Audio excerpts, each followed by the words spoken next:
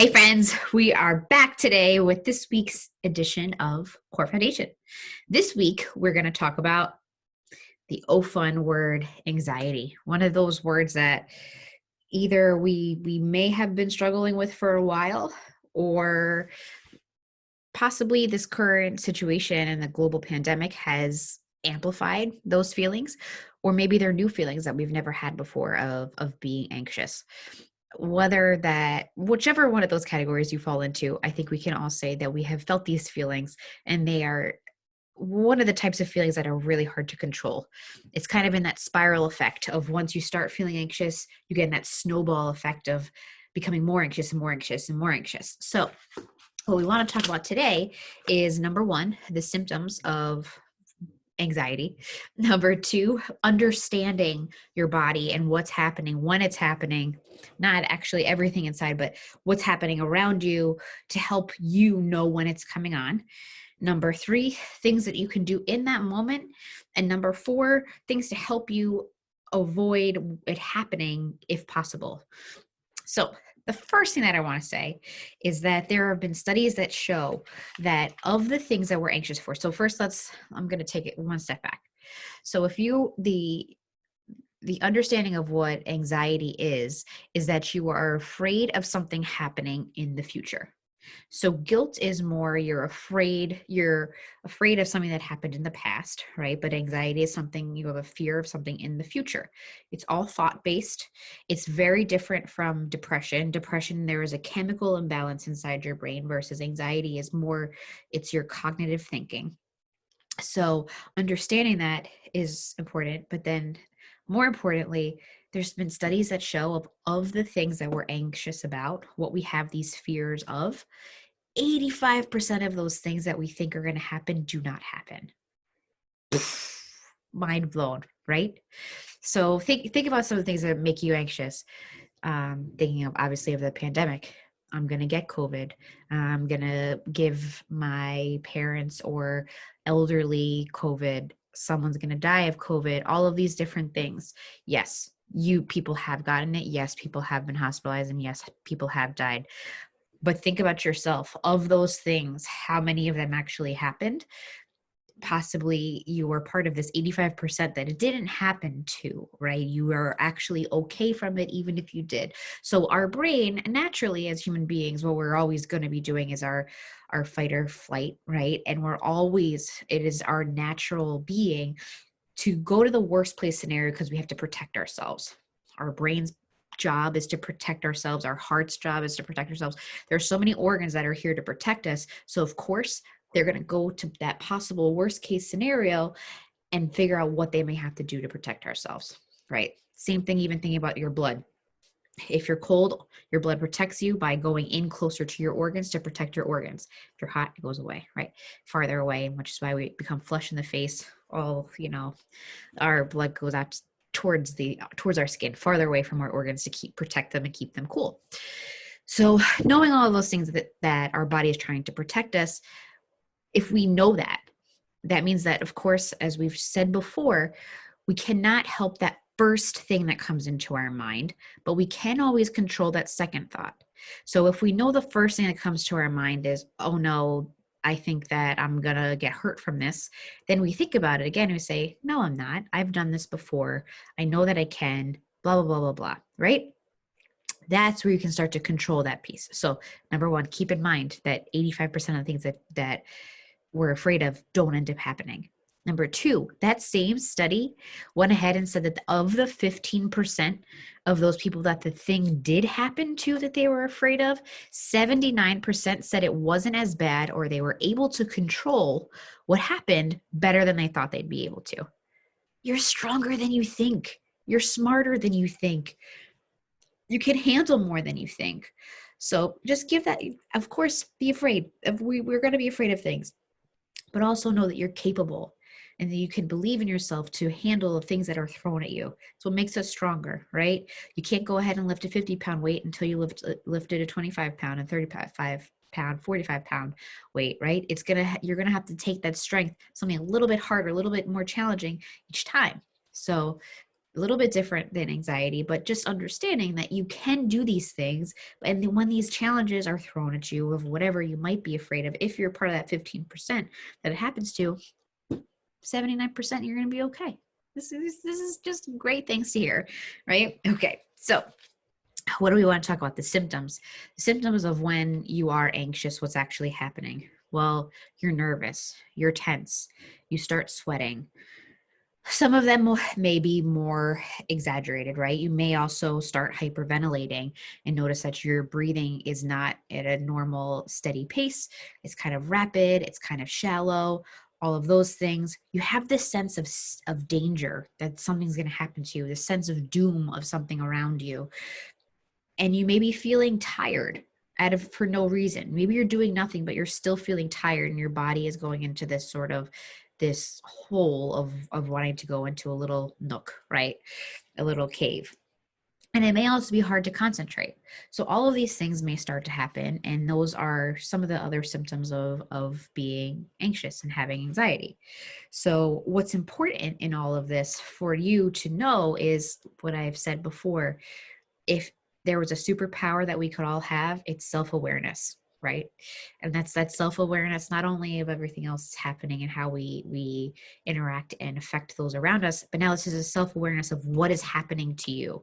So if you start to see and feel that you're getting those sweats, that you're starting that hyperventilation, that you're getting nervous, you're getting tense, you're tired for no reason, understand that, okay, maybe I'm starting to get anxious right now. Maybe the anxiety is kicking in for whatever is going on in your current situation. So what else do we do to better understand ourselves and our bodies? We breathe. Oh my goodness. If there's a book that I could recommend for you, it is the book about the breathing. I'll put that, it's going to be in the post for you to click to as well.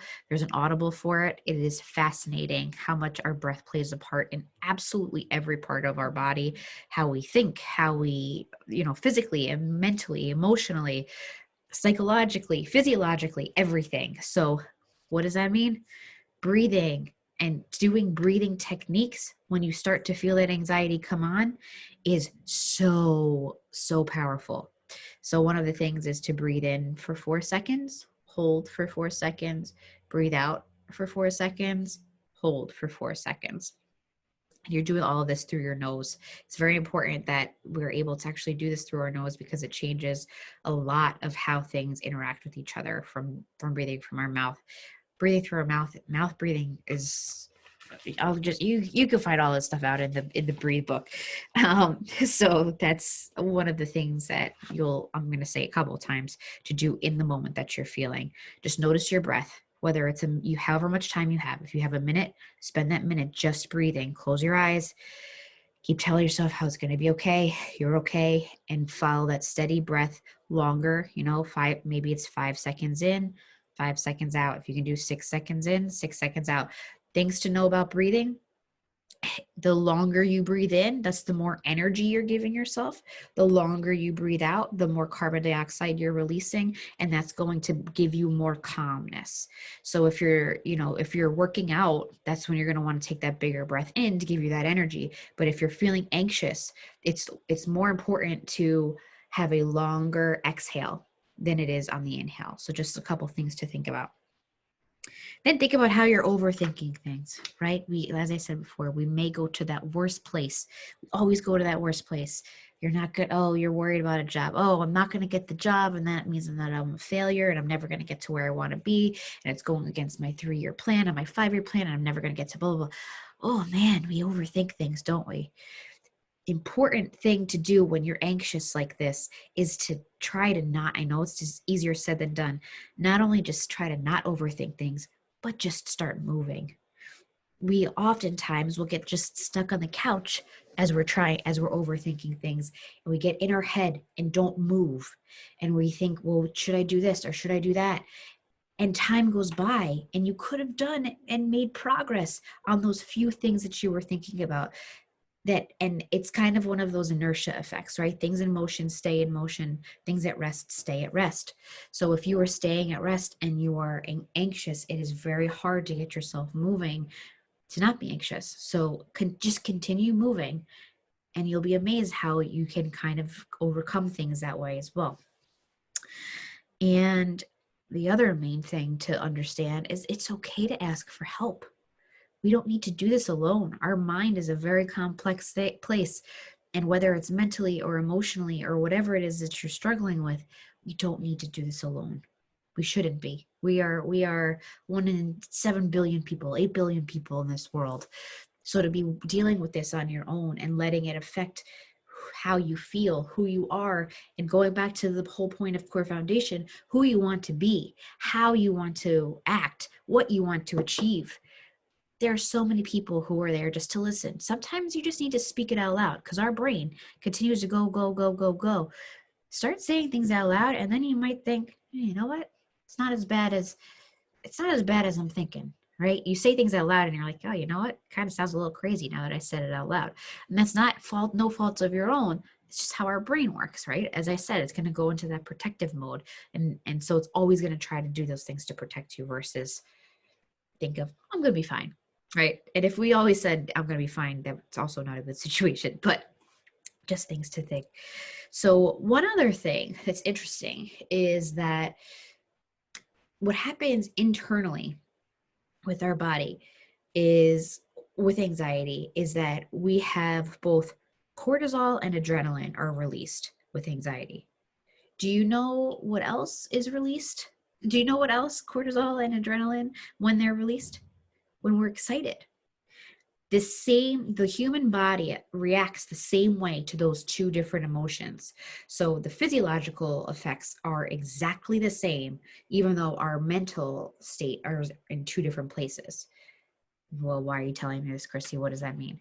Well, what that means is if you want a little trick, and think like if you have a presentation to do, if you're getting up in front of someone, if you're scared to go do a new workout, if you're scared to go talk to someone, a new relationship that you're starting, whatever the thing is that you're scared of that may be making you a little bit anxious, instead of saying, I'm scared, tell yourself, I'm excited.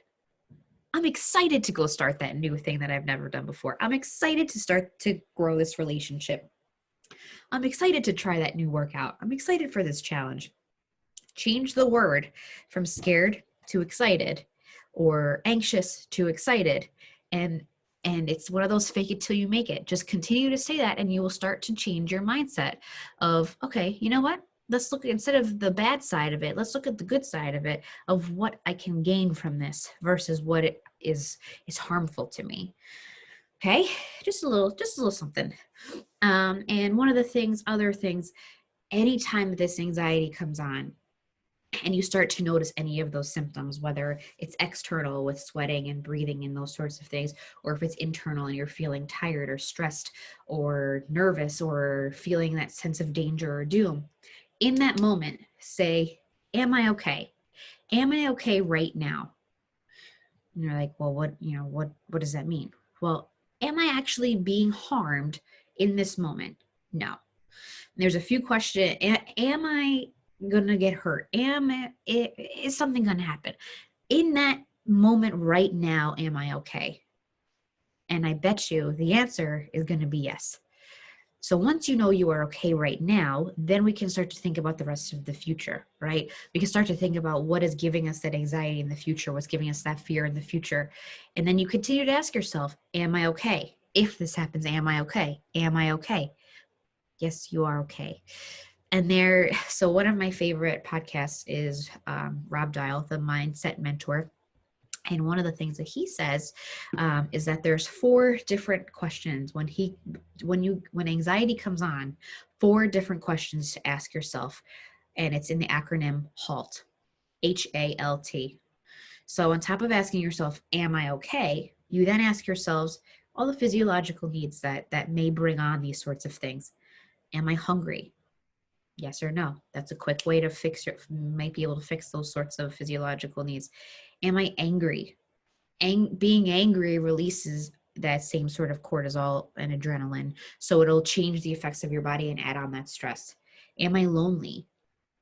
The loneliness is something that you start to feel may bring you some anxiety, especially during times like a global pandemic of, is this ever going to end?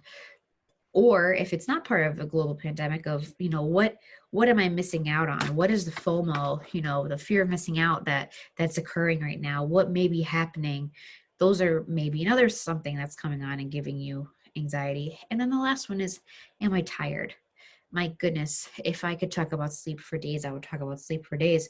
But that is such a critical piece, where if you're tired, your body starts to go into the reserves, and all of your organs need that sleep to recover and to be optimal in all of their functions. And if you're not giving yourself that sleep, you go in that reserve. If you're hungry, you go in that reserve. If you're angry, you're doing everything based out of emotion. And when emotion is high, logic is low, right? You're acting out of emotion versus acting out of logic. So all of those things, ask yourself, are you hungry? Are you angry? Are you lonely? Are you tired? See if you can help yourself affect any of those things, not affect, but make a change to any of those things, and see how your anxiety is, if it comes down a little bit. All right. So those are all things for more in the moment around anxiety. Now, the last part that I would just want to talk about a little bit is how you can help avoid some of these things. And so you're going to be like, of course, these are the things that they are. These are the things that we would say all the time for everything. Well, yes. And that's the importance of having a balanced life, a well-balanced life, and focusing on your wellness, how it can affect things like the level of anxiety that you may have around things. So, number one, you can imagine what I'm going to tell you: stay active.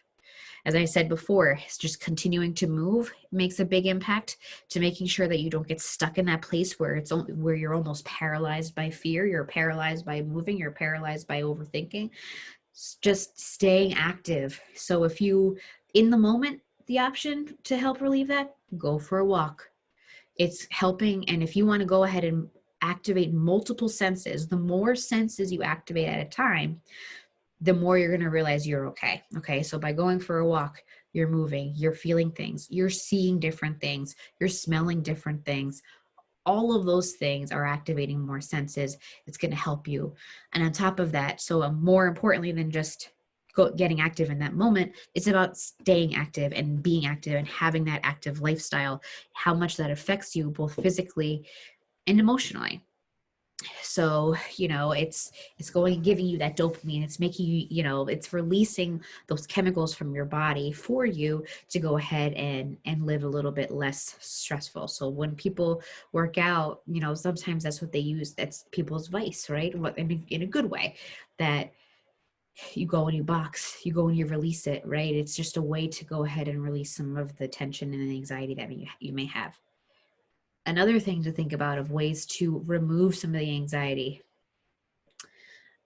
I know it's the first thing that we may go to, because at that moment it releases some of the anxiety that we have, but stopping drinking alcohol will also decrease the level of anxiety that you have. So in the moment, yes, alcohol can go ahead and release some of the stress that you have. However, the impact of it the next day, some of us may understand this, that if you had a couple of drinks the next day, there's that super anxious morning of, oh my gosh, everything that's coming up. And I'm one of those people that if I had a couple of drinks the night before, or had a couple, maybe more than I should have had the night before, you start to have this anxiety. And it's like the Sunday scaries, even if it's not on a Sunday, and it affects you in a different sort of way because it's bringing on that anxiety. Take that out, take a couple of drinks less, slowly remove that. If you know that what's happening, you understand, as I said before, the number one superpower is that awareness. So if you know this is what's going to happen to you, either accept it and know that you're going to have this anxiety every Sunday or every whatever day it is after you drink, or understand where that limit is and be aware of that so that you can remove that anxiety. Same goes for smoking. And then more importantly, this also goes for caffeine. So if you find yourself being anxious and you have this kind of chronic anxiety, think about your caffeine intake. We have caffeine to wake us up, right? The caffeine is waking up all of our senses, and it's also awakening that anxiety that we have in us. So it's dehydrating our bodies. There's a lot that it's doing, of course, some of it's good, but there's also a lot of it that's not good. And see what happens when you start to take it away. It's amazing how it'll play effect. You may have the little come down of a withdrawal from it. However, start to think about how it's actually affecting you mentally. In addition to regularly being active and staying active, have a regular sleep schedule. Again, the sleep is so critical and important, and finding that circadian rhythm and creating that regular sleep for you makes your brain go into a normal schedule. You get a better resting heart rate. Your organs understand what to expect when it's happening, and it makes you feel more rested the next day, not feeling anxious. Like, when sometimes you wake up, it's like, oh my gosh, like you woke up on the wrong side, not on the wrong side of bed, but you woke up and think that you missed something, else, you're late for something else. Like having that regular time that you go to bed and that regular time that you wake up every morning can help reduce some of that anxiety as well. And one of the other key things that, of course, I would imagine you'd think that I would say here is your diet. So food, as we've talked about in a couple of other episodes, your food plays such a critical role in how your body processes. Your body processes all of the food very differently, and all of the nutrients have different impacts and different functions within your body. So if you continue to give yourself all of this sugar, and to intake all of this sugar that gives you this super high rush right away and this super big crash right after, can make you a little bit anxious, right? Or if you have a lot of red meat and a lot of heavy fats and things that make your heart have to work harder and your organs have to work harder to process it, you'll notice your heart rate will be higher in those things as well. And after having those foods as well, and because of that too, you may see that you might be a little bit more anxious. Again, it's going to be different for every single person. Everyone has their own different levels that they can handle and that they can't, but being aware of what these things are is ways that you can help combat them as they occur for you later. Alrighty. And then, of course, the ways to prevent this from occurring is having a regular schedule of either meditation and throughout the day, just little checkpoints of deep breathing. Taking that minute to do your deep breathing, reminding yourself that you are okay where you are in that moment, and being able to move on from there. Alrighty, so your activities for this week are really just to go through a list of what you have anxiety over and how you can ask yourselves these questions of, am I hungry? Am I angry? Am I lonely? Am I tired? Am I okay? And then thinking about ways in your life of what you can do to help combat them. Taking a look at yourself from your activity level, from your drinking level, from your caffeine intake level, your diet, your sleep. On a scale of 1 to 10, where do you fall? And could you improve that? How could you improve those things? And monitor that. Every few days, take a little pulse check on yourself of if the anxiety has increased or decreased from that.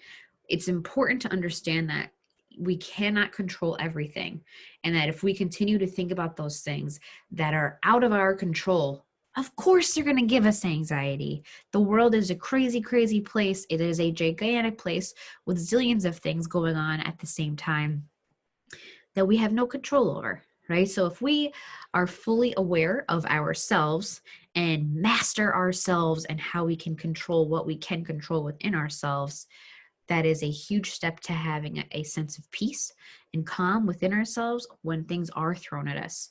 And I'm going to end with that same reminder that I said earlier in this, that of the things that we're afraid of the things that give us this anxiety, 85% of those things will not happen. And of those 15% that it may happen to, almost 80% of us it will be less difficult than expected, or that we are able to control it and handle it better than expected. So think about, again, how this anxiety is about fear of things in the future. Ask yourself, am I okay? Continually ask yourself, am I okay? Take those breathing exercises and know that the majority of our fears will not come true. Alrighty, guys. If you have any questions, you know where to find me. I am here again. As I said before, you do not have to do this alone. If it is something that is creeping up on you and taking over much more of your calm, it's taking over your control, your focus, your concentration. Please, please, please talk to someone. You do not have to do this alone. And there are other techniques and practices that you can go ahead and that might be able to help you. Alrighty. You are okay. Am I okay? I'm okay. You're more than okay. I believe in you, and I'll talk to you all soon. Bye.